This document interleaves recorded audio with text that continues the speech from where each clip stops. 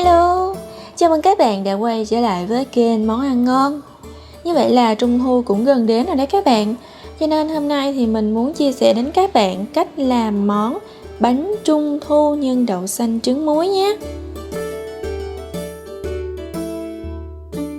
Để làm cái món bánh Trung Thu thì đầu tiên mình sẽ đi làm phần nhân trước nha các bạn. Phần nhân ở đây mình sẽ chuẩn bị 150g đậu xanh. Đậu xanh ở đây mình dùng là loại đậu xanh không vỏ nha các bạn.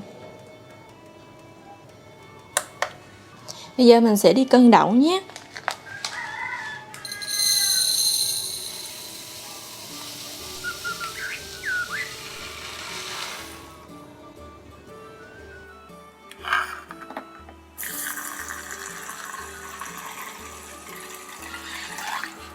Rồi đầu tiên thì mình sẽ đi vo đậu cho thật là sạch. Đây các bạn thấy nó đậu xanh vàng ươm luôn nè. Mình vo khoảng 2-3 lần nước. Đây, mình sẽ đổ bỏ cái nước này đi.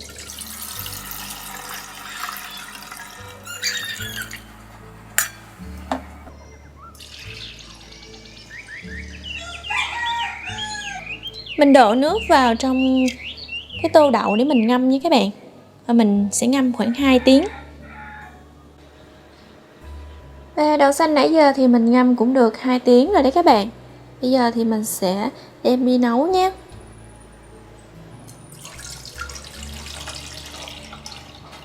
Mình đổ bỏ cái phần nước ngâm này nhé. Rồi, con đậu xanh này thì mình sẽ đổ vào trong nồi.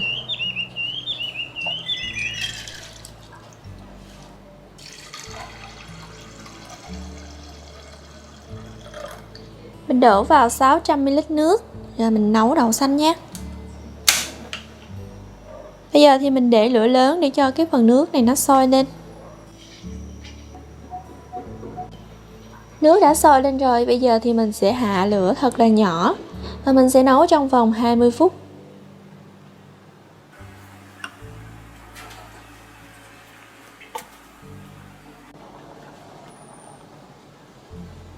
Và bây giờ thì cái hạt đậu xanh của mình nó cũng đã chín mềm rồi nè. Nó đã nở nhừ ra hết rồi. Bây giờ thì mình sẽ đổ vào 90g đường.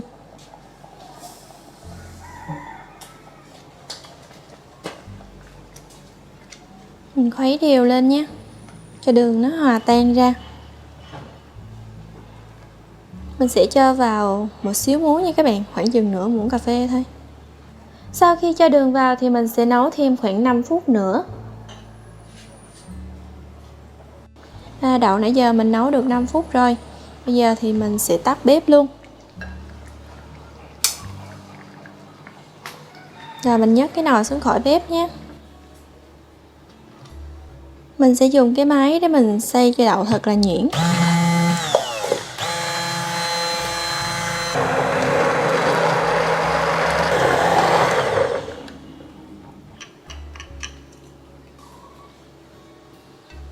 Sau khi mà mình đã xay đậu nhuyễn rồi, bây giờ mình sẽ luộc qua cái rây và đổ qua cái chảo nha các bạn, để chút nữa mình xên đậu luôn đó.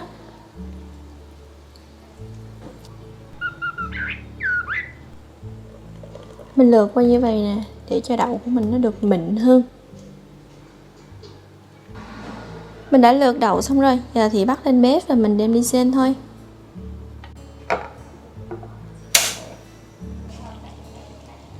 Trong lúc xên đậu thì mình sẽ để lửa thật nhỏ và khuấy cho thật là đều, để tránh đậu của mình nó bị khét dưới đáy chảo.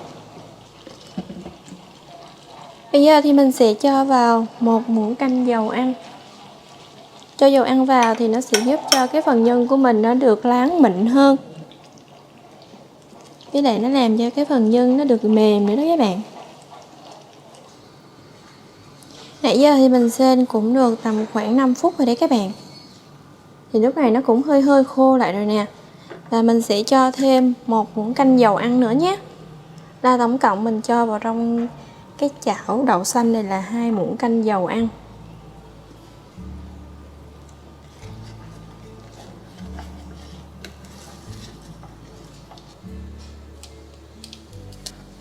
Mình cho nửa muỗng canh bột mì vào trong cái chén. Mình cho vào 1 muỗng canh nước nhé, rồi khuấy đều lên. Cái nước bột mì này thì mình sẽ cho vào trong nhân đậu xanh. Mình cho bột mì vào trong nhân đậu xanh để giúp cho cái phần nhân nó được có độ dẻo.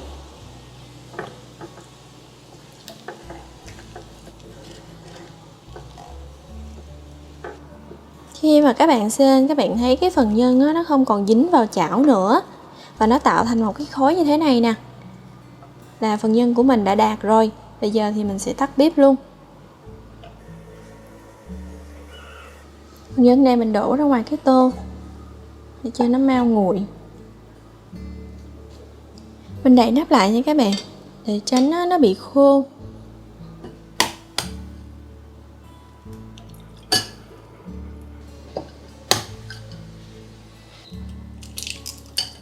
Rồi trứng thì mình đã tách, mình lấy lòng đỏ rồi nè. Giờ mình đem rửa sạch lại với nước lạnh. Lòng trắng này thì mình sẽ đổ đi.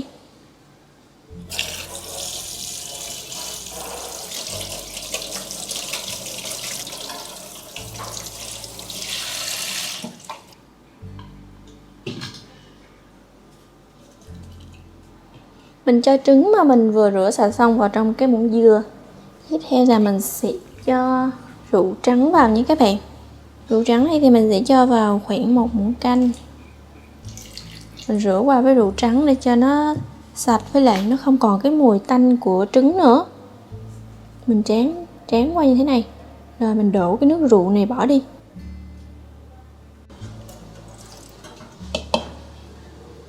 Mình chỉ cần đổ ra cho nó rõ cái nước rượu là được rồi nha các bạn.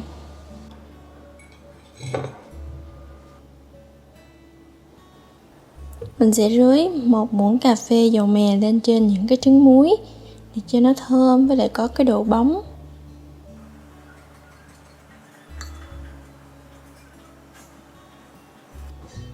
Mình lấy cái cây cọ đó mình quét đều cái trứng nè, cho nó thoa đều cái lớp dầu mè. Đó, các bạn thấy cái trứng của mình rất là bóng nhé. Rồi trứng này thì mình sẽ đem để vào trong lò nướng. Mình sẽ nướng trong vòng 5 phút với nhiệt độ là 150 độ.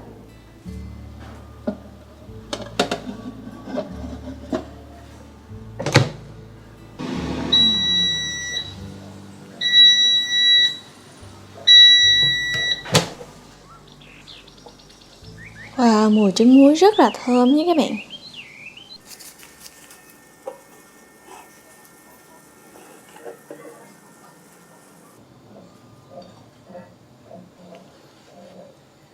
Bây giờ thì mình sẽ bắt đầu nắn nhân. Ở đây thì mình dùng cái khuôn là 150g. Mình sẽ chia phần nhân là 80g nha các bạn. Phần nhân của mình là trứng muối với lại đậu xanh. Mình sẽ cân trứng muối với đậu xanh một lượt luôn. Trước khi nắn nhân thì các bạn nên rửa tay cho thật là sạch.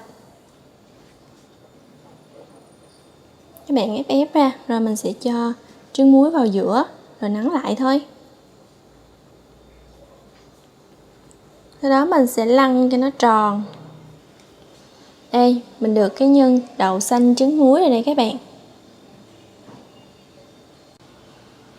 Rồi mình để lên cái dĩa luôn nhé. Nhân này thì mình nắn được 6 cái nhân nha các bạn. Còn giữ 2 cái trứng muối thì mình ăn luôn. Nhân này mình dùng cái bọc thực phẩm bọc kín lại để tránh nó bị khô. Bây giờ thì mình sẽ đi làm cái phần vỏ bánh nhé. Mình sẽ dùng 250g bột mì. Sau đó mình sẽ cho vào 25g bơ đậu phộng. Mình sẽ tách một cái lòng đỏ trứng ra.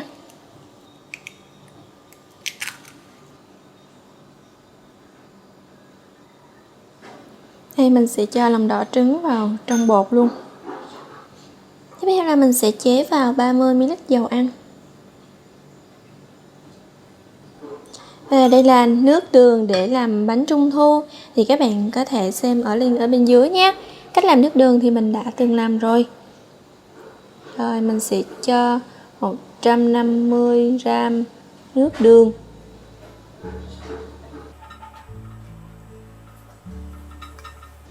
Rồi, mình khuấy đều lên nha các bạn.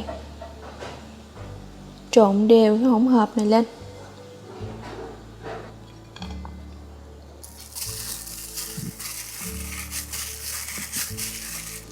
Bột nhồi bánh trung thu thì các bạn không nên nhồi lâu quá nhé. Nhồi lâu quá thì khi nướng bánh của mình nó sẽ dễ bị chai lắm. Cho nên là các bạn nhồi nhanh lên. Chủ yếu là mình nhồi để cho tất cả các nguyên liệu nó hòa quyện lại với nhau, nó thật là đều là được rồi. Rồi bột mình cũng đã nhồi xong rồi đấy các bạn. Bây giờ thì mình sẽ nắn cái nhân vào bên trong. Phần vỏ bánh thì mình sẽ cân là 70g. Các bạn nào mà mình không có cái cân thì các bạn có thể nhắm chừng. Cái phần vỏ bánh đó, nó sẽ nhẹ hơn cái phần nhân bánh một chút xíu nha các bạn. Đây mình ép cho nó nhẹp ra. Rồi sau đó mình sẽ cho cái nhân vào giữa. Lật ngược lại nha các bạn. Đó, mình lật ngược lại rồi mình ốp vào từ từ. Tránh mình để cho cái phần nhân ở bên trong á, cái chỗ giữa phần nhân với cái phần vỏ bánh á, nó bị trống rỗng á các bạn, có nghĩa là không khí nó nằm ở trong á, khi mình nướng cái bánh á nó sẽ dễ bị phồng lên lắm. Cho nên là các bạn ép vào như thế này nè, để cho nó không có không khí nằm ở bên giữa. Sau đó mình sẽ nắn tròn lại, lăn như thế này. Đây là cái khuôn bánh của mình, khuôn lò xo. Khuôn này là 150g nha các bạn, mình mua ở trên mạng á. Đây, bây giờ mình sẽ cho cái bánh này vào trong cái khuôn. Ép xuống nha các bạn, ép cho nó nhẹp xuống như thế này. Mình ấn nhẹ nhàng thôi. Bây giờ mình sẽ in xuống. Các bạn ấn mạnh xuống. Mình giữ chặt khoảng chừng 10 giây. Rồi sau đó mình sẽ dỡ lên nhé.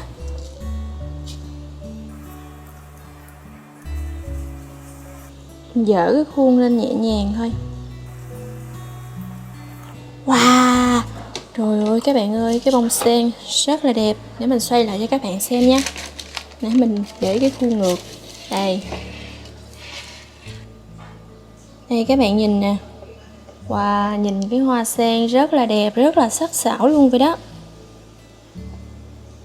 Ở dưới là mình lót cái miếng giấy nướng bánh đó các bạn, giấy nến đó. Rồi bây giờ mình sẽ in những cái bánh còn lại nhé.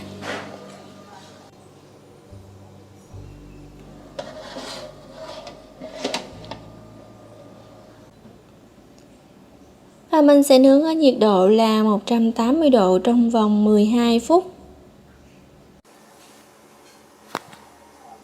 Rồi bánh thì mình đã nướng được 12 phút, bây giờ thì mình sẽ lấy ra.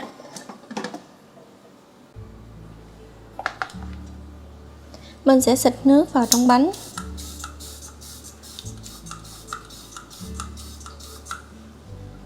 Rồi sau đó mình sẽ để cho bánh nguội khoảng 10 phút.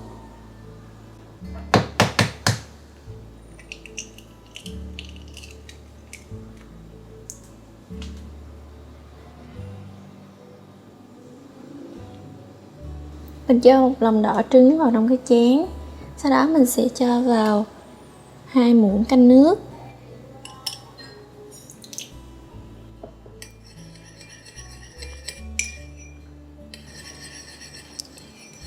Cái hỗn hợp nước với trứng này thì mình sẽ quét lên bánh. Đây mình sẽ dùng cây cọ để mình quét trứng lên trên bánh. Mình quét một lớp mỏng thôi.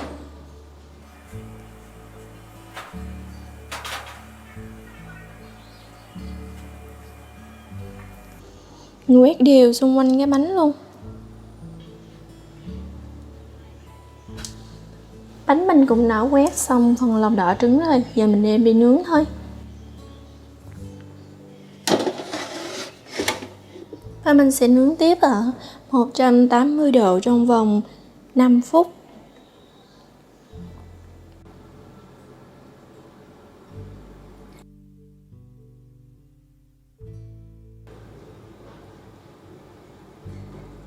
Và đây là bánh mà mình đã nướng xong rồi đấy các bạn.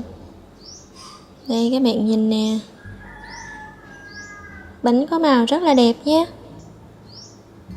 Bánh này thì các bạn để cho thật là nguội rồi mình hẳn ăn nhé. Như vậy thì nó sẽ ngon hơn đó. Với lại cái nhân á, nó dẻ lại, mình xắt ra cũng rất là dễ nữa.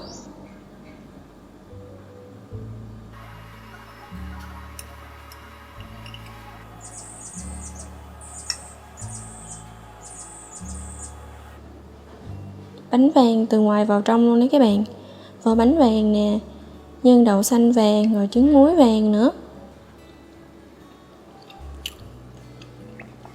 Wow, bánh ăn rất là ngon luôn các bạn ơi, cực kỳ thơm luôn vậy đó. Bánh mình ăn mềm nè, và không có bị khô nữa. Ăn một miếng bánh trung thu mà uống với lại một tách trà thì rất là tuyệt vời luôn. Và bánh này thì các bạn có thể để được tầm khoảng 1 tuần đó nha. Tại vì bánh mình không có bỏ chất bảo quản đó, cho nên là mình không có để được lâu nha các bạn.